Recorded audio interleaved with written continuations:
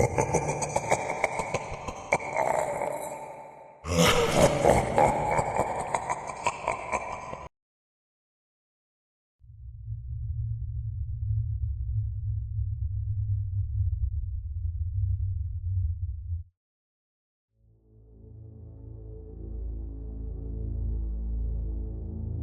a forgotten town called Eldridge, where the narrow streets intertwined like dried veins, lived Elias Thorne. He wasn't an ordinary man. Elias was a restorer of antique clocks, obsessed with fixing lost time. His fingers, marked by cuts from rusted gears, trembled not from age, but from a guilt that had consumed him since childhood. At 12 years old, he had watched, paralyzed, as his twin sister, Clara, slipped off a bridge during a reckless game. He could have saved her, but fear froze him. Now, at 45, Elias lived alone in a decaying Victorian house, surrounded by incessant ticking that echoed like accusations.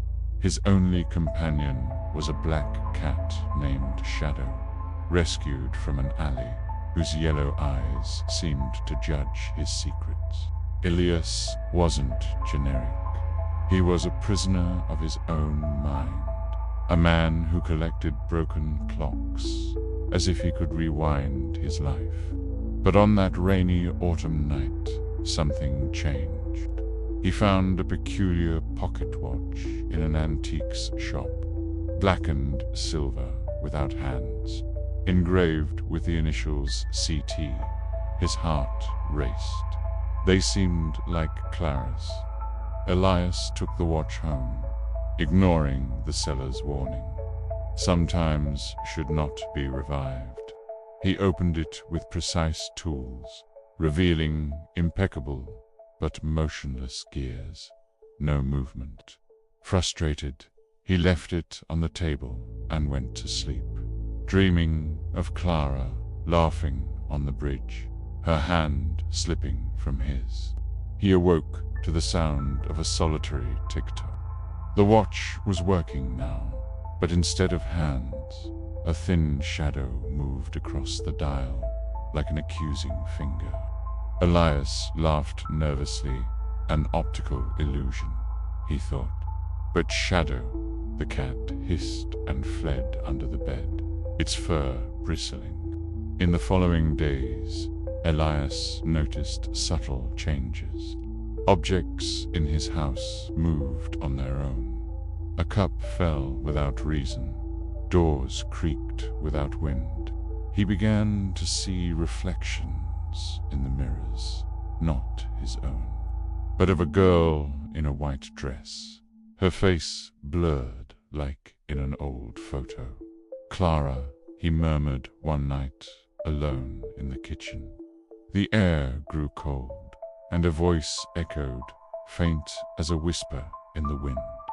Why, Elias? Why did you let me fall? He wasn't empty. Elias fought against his guilt, consulting ancient books on hauntings, questioning his sanity. He had tried therapy years before, but abandoned it when the therapist suggested his obsession with clocks was an escape. Now, confronted with the impossible, he decided to investigate.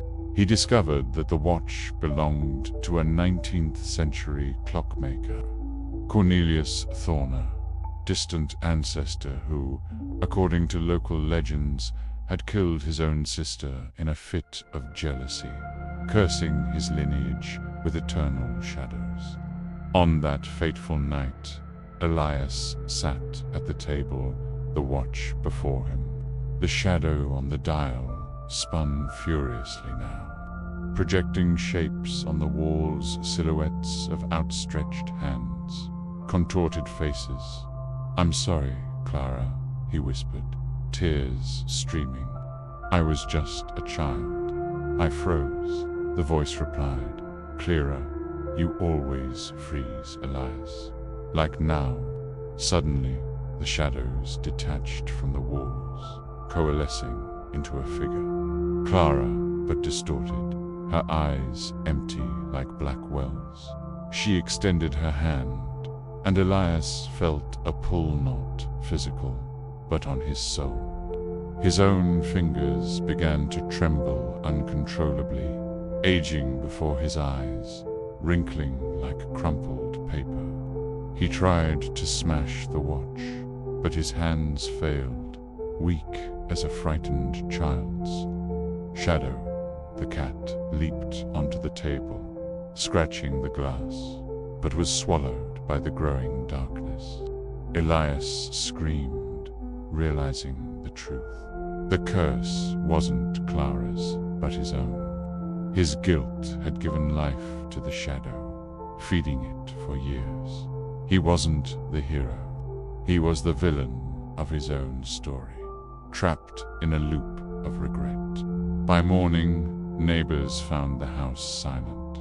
Elias had vanished, leaving only the watch on the table. Its shadow stopped at eternal noon.